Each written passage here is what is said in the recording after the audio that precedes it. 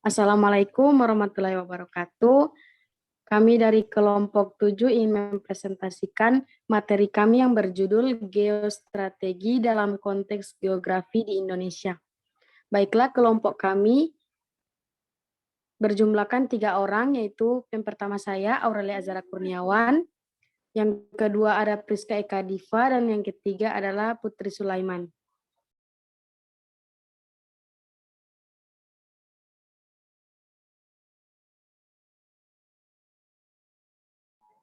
Baik, kita akan masuk pada materinya. Materi pertama akan dibawakan oleh saya sendiri. Apa sih geostrategi itu? Geostrategi berasal dari kata geografi dan strategi. Geografi merujuk kepada ruang hidup nasional, wadah atau tempat hidupnya bangsa dan negara Indonesia. Strategi diartikan sebagai ilmu dan seni menggunakan semua sumber daya bangsa untuk melaksanakan kebijaksanaan tertentu dalam keadaan perang dan damai.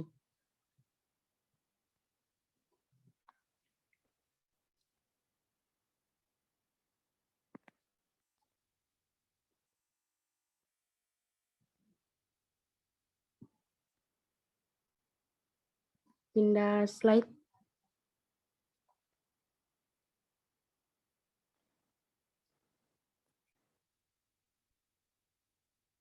Pengertian geostrategi menurut ahli adalah strategi diartikan sebagai ilmu dan seni menggunakan semua sumber daya bangsa untuk melaksanakan kebijaksanaan tertentu dalam keadaan perang dan damai.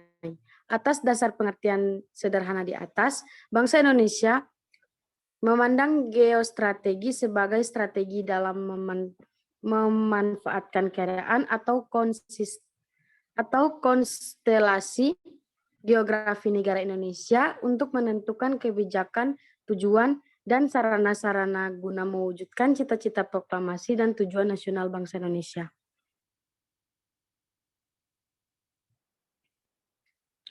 Subtopik geostrategi yang pertama, sejarah dan konsep ketahanan nasional.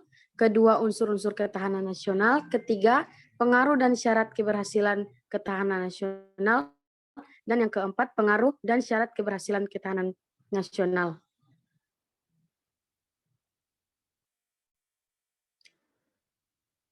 Satu, sejarah dan konsep ketahanan nasional.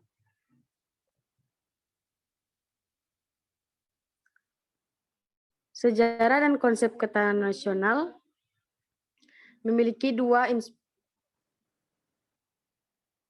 sejarah, yaitu yang pertama inspirasi membangun ketahanan nasional dan kedua pokok pikiran ketahanan nasional Republik Indonesia. Pokok-pokok pikiran yang mendasari ketahanan nasional bangsa Indonesia adalah A. Eksistensi manusia Indonesia sebagai manusia yang berbudaya. B. Tujuan nasional bangsa Indonesia. Dan C. Falsafah dan ideologi Pancasila. Yang ketiga, konsep ketahanan nasional Republik Indonesia. Keempat, pengertian konsep ketahanan nasional Republik Indonesia. Kelima, hakikat ketahanan nasional Republik Indonesia. Keenam, asas ketahanan nasional Republik Indonesia. Dan yang ketujuh, sifat ketahanan nasional Republik Indonesia. Unsur-unsur ketahanan nasional ialah komponen pokok konsep ketahanan nasional Indonesia terdiri dari 8 gatra yang dimiliki yang dikelompokkan dalam 2 aspek, yaitu aspek almiah disebut trigantra dan aspek sosial disebut pancagantra. Baiklah, materi selanjutnya akan dibawakan oleh Nana. Iya, terima kasih. Pengaruh dan syarat keberhasilan ketahanan nasional.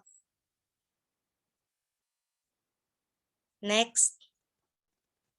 Pengaruh dan syarat keberhasilan ketahanan nasional adalah berupa satu kesatuan wilayah laut yang di dalamnya berisi pulau-pulau, sedangkan lokasinya terletak di daerah Khatulistiwa dengan keadaan tanahnya yang subur dan memiliki sumber kekayaan alam yang melimpah pada posisi silang dunia.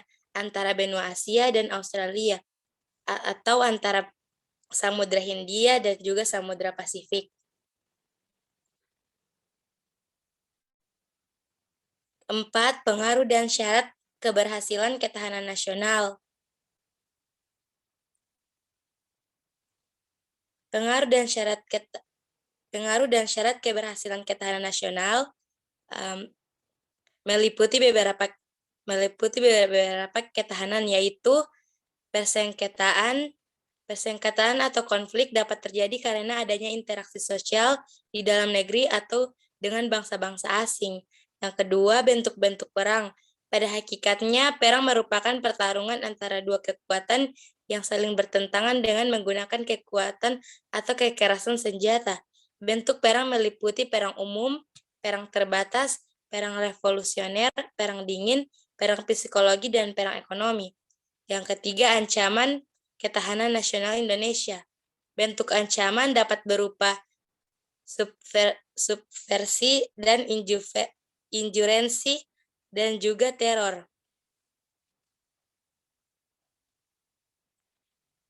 Yang keempat, paham bangsa Indonesia tentang perang. Bagi bangsa Indonesia, perang merupakan jalan terakhir yang terpaksa ditempuh dalam usaha mempertahankan falsafah Pancasila, kemerdekaan dan kedaulatan negara serta keutuhan dan martabat bangsa Indonesia. Kelima, bangsa Indonesia dalam hubungan internasional sesuai dengan pembukaan Undang-Undang Dasar 1945, bangsa Indonesia berketetapan tekad untuk ikut melaksanakan ketertiban dunia yang berdasarkan kemerdekaan, perdamaian abadi, dan keadilan sosial. Hal ini berarti bangsa Indonesia secara aktif bersama bangsa-bangsa lain ingin mewujudkan dunia yang tertib di atas landasan kemerdekaan, perdamaian abadi, dan keadilan sosial. 3 landasan ini sejalan dengan United National Universities The Declaration of Human Rights yang lahir kemudian.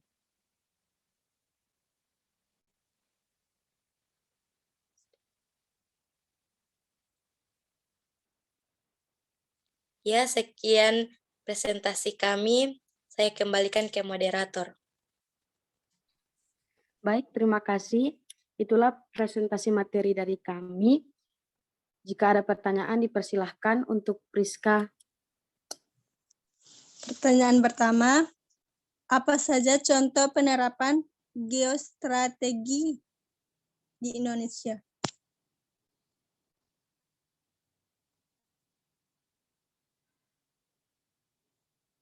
Apakah masih ada lagi? Pertanyaan kedua, apa saja manfaat penerapan geostrategi dengan wawasan Nusantara? Pertanyaan yang ketiga, sebutkan lembaga negara yang dapat menggunakan geostrategi. Pertanyaan yang keempat, bagaimana dampak penerapan geostrategi terhadap pembentukan pertahanan dan keamanan negara Indonesia?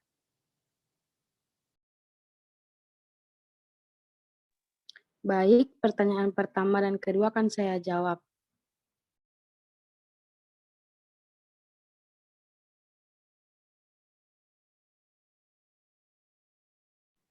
Pertanyaan pertama, jawabannya adalah salah satu contoh kasus geostrategi di Indonesia adalah masalah perbatasan negara yang dilakukan oleh Timor Leste, sebuah negara baru yang mulai berdiri semenjak lepas dari NKRI pada tahun 1999 silam.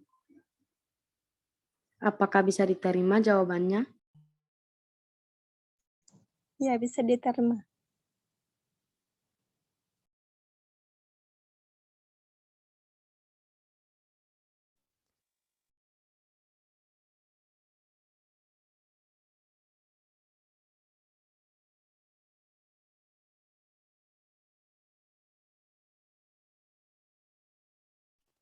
Pertanyaan kedua, saya akan menjawabnya, yaitu bagaimana konsep geostrategi Indonesia dalam mengembangkan potensi kekuatan nasional. Jawabannya, konsep geostrategi Indonesia didasarkan pada kondisi, metode atau cara dalam mengembangkan potensi kekuatan nasional yang ditujukan untuk pengamanan terhadap kemungkinan terjadinya gangguan yang timbul serta untuk menjaga keutuhan kedaulatan negara Indonesia dalam pembangunan nasional. Apakah jawabannya bisa diterima? Ya, bisa diterima.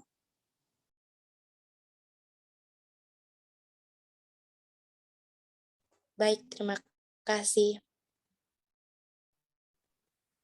Baik, terima kasih. Untuk pertanyaan akan saya jawab. Soalnya sebutkan lembaga negara yang dapat menggunakan geostrategi. Jawabannya seperti KPU dan lembaga BMKG yang akan mensurvei semua kegiatan yang ada di beberapa daerah. Apakah jawaban bisa diterima? Ya, bisa diterima. Baik, soal selanjutnya akan saya jawab. Bagaimana dampak penerapan geostrategi terhadap pembentukan dan keamanan negara? Jawabannya, dampak penerapan geostrategi terhadap kebijakan dan keamanan negara adalah negara menentukan alutsista prioritas seperti di wilayah darat, laut, maupun udara.